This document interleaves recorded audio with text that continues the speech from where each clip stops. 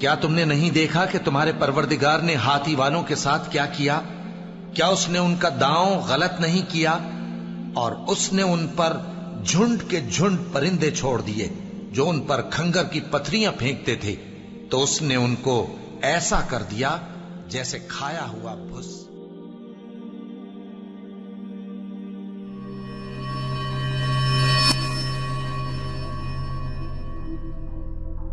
ابرہا governor یعنی حاکم تھا یمن کے شاہ حبشہ نجاشی کی طرف سے۔ یہ وہ نجاشی نہیں تھا جس کے پاس نبی صلی اللہ علیہ وآلہ وسلم کے صحابہ کرام نے ہجرت کی، بلکہ اس کے والد نجاشی نے یمن کا کچھ حصہ فتح کیا ہوا تھا، جو اس نے اپنا حاکم بھیجا ہوا تھا جس کا نام ابرہا تھا۔ ابرہا نجاشی کا حاکم تھا یمن میں، اور وہ دیکھتا ہے کہ ہر سال اس کے لوگ شمال کی طرف جاتے ہیں، تو وہ پوچھتا تم لوگ کہاں جا رہے ہو؟ لوگ کہتے ہم حج پہ جا رہے ہیں، ہم حج پہ جا رہے ہیں۔ وہ کہتا کیوں، وہاں کیا ہے؟ لوگ کہتے وہاں اللہ کا گھر کعبہ ہے۔ تو وہ کہتا میں تمہارے لیے گھر بناؤں گا جو تمہارے گھر کعبہ سے کہیں زیادہ بہتر ہوگا، اور تمہیں حج کے لیے یہیں آنا ہوگا۔ تو وہ ایک بہت بڑا گرجا گھر یعنی کلیسیا تعمیر کرواتا ہے یمن کے شہر صنعاء میں، کیونکہ وہ عیسائی تھا۔ تعمیر کروانے کے بعد وہ عیسائیوں کا سب سے بڑا گرجا گھر بن گیا جزیرہ نما عرب میں۔ وہ کہتا تھا تم سب کو یہیں آنا ہوگا، شمال میں کعبہ جانے کی بجائے۔ وہ چاہتا تھا کہ وہاں لوگوں کا میلہ لگ جائے بہت سی وجوہات کی بنا پر، وہاں عبادت کرنے کے لیے، کاروباری وجوہات کی بنا پر۔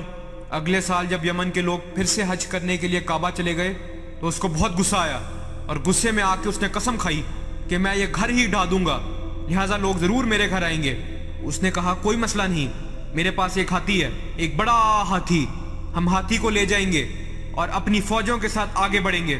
اس لیے وہ اپنی فوج کو جمع کرتا ہے، کیونکہ وہ حبشہ سے تھے لہٰذا ان کے پاس ہاتھی تھا، ورنہ جزیرہ نما عرب میں ہاتھی قدرتی جانور کی حیثیت سے نہیں رہتے تھے، لیکن کیونکہ وہ افریقہ سے تھے لہٰذا اس کے پاس ایک ہاتھی تھا، اور وہ ہاتھی کو جنگ کی تربیت دینے سے واقف تھے۔ اور جب وہ کعبہ کی طرف روانہ ہوا اپنی فوج کے ساتھ، جس میں کچھ کہتے ہیں تقریباً 8 ہاتھی تھے اور کچھ کہتے ہیں تقریباً 20 ہاتھی تھے، بیشتر روایات کہتی ہیں وہاں صرف ایک بڑا ہاتھی تھا، باقی عام اونٹ وغیرہ تھے۔ کچھ مورخین کہتے ہیں نہیں، یہ بہت سے ہاتھیوں کی پوری فوج تھی، لیکن قرآن پاک ایک ہاتھی کا ذکر کرتا ہے، الفیل، مطلب ایک ہاتھی۔ تو اصحاب فیل یعنی ہاتھی والے لوگ، بڑا بہت بڑا ہاتھی، اور وہاں فوجیں تھیں جو ہاتھی کے ساتھ آئی تھیں۔ اور یہ بھی کہا جاتا ہے کہ اس نے کعبہ جانے کے لیے ایک عرب دورہ رہنما رکھا تھا۔ انہوں نے مکہ المکرمہ کی طرف چڑھائی شروع کی۔ جب وہ طائف کے قریب پہنچے تو وہ ایک قاصد بھیجتے ہیں کہ جاؤ سید یعنی اہل مکہ کے سردار کے پاس اور انہیں کہو ہم لڑنا نہیں چاہتے، ہم آ رہے ہیں، ہم کعبہ کو ڈھائیں گے اور واپس لوٹ جائیں گے۔ تو عبد المطلب جو کہ ہمارے حضور صلی اللہ علیہ وآلہ وسلم کے دادا ہیں، خانہ کعبہ کے متولی اور اہل مکہ کے سردار تھے، ان تک خبر پہنچائی گئی کہ وہ یہ کرنے آ رہے ہیں۔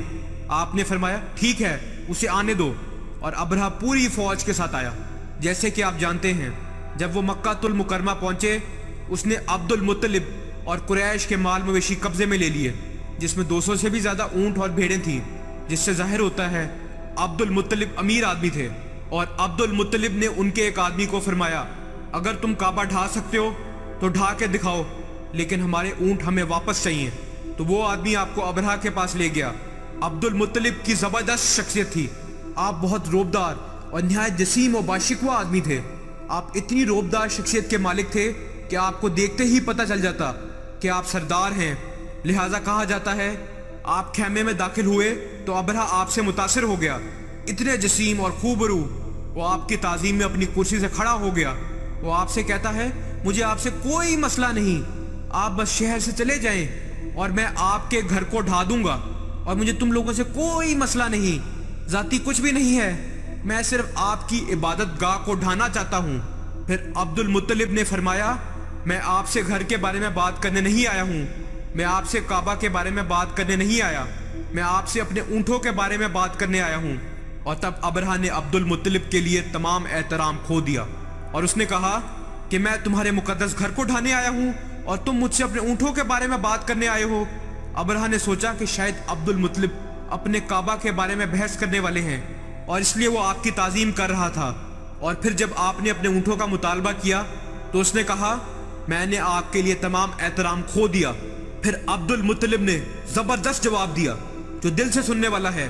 عبد المطلب نے فرمایا کعبے کے ایک مالک ہیں جو اس کی حفاظت فرمائیں گے، اور اونٹوں کا مالک میں ہوں تو ان کی حفاظت کا ذمہ میرا ہے۔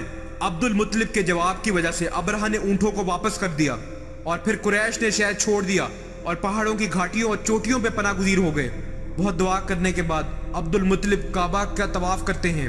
اس کے بعد عبد المطلب کعبے کا دروازہ پکڑ کر اللہ سے التجا کر رہے ہیں کہ او اللہ، ہم اس فوج سے نہیں لڑ سکتے، وہ ہمارے سے بہت مضبوط ہیں، ان کے پاس ہاتھی ہے اور ہزاروں آدمی ہیں، آپ ہماری مدد کریں، آپ اس کی حفاظت فرمائیں۔ پھر یہ لوگ کعبہ کی طرف بڑھنے لگے۔ ہاتھی نے مزید چلنے سے انکار کر دیا۔ ہاتھی رک گیا۔ حیران کن بات ہے، انہوں نے اسے مارنا شروع کیا۔ ہاتھی مزید نہیں چلا۔ انہوں نے جب اس کا رخ موڑ کے اسے پیٹا، وہ بھاگ گیا۔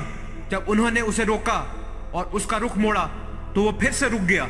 سبحان اللہ، کس نے روکا اسے؟ اللہ سبحانہ و تعالیٰ نے۔ وہ بحث کر رہے تھے کہ کیا کریں، اتنے میں پرندے آ گئے۔ وہ دیکھتے ہیں پرندے جو پتہ نہیں آسمان میں کہاں سے آئے۔ ان پرندوں میں سے ہر ایک کے پاس 3 کنکر کی پتھریاں تھیں۔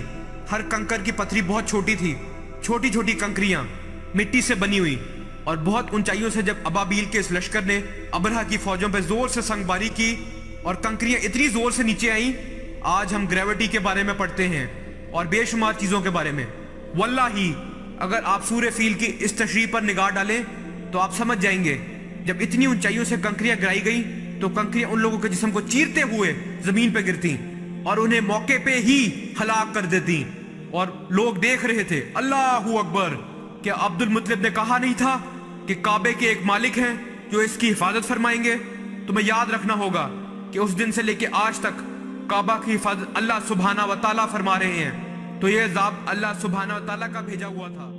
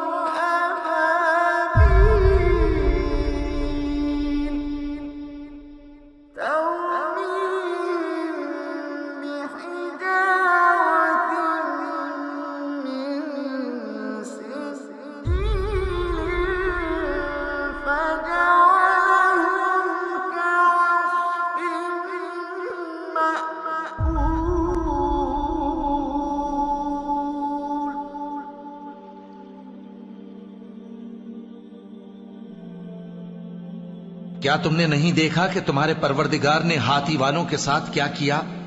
کیا اس نے ان کا داؤں غلط نہیں کیا؟ اور اس نے ان پر جھنڈ کے جھنڈ پرندے چھوڑ دیے جو ان پر کھنگر کی پتھریاں پھینکتے تھے، تو اس نے ان کو ایسا کر دیا جیسے کھایا ہوا بھس۔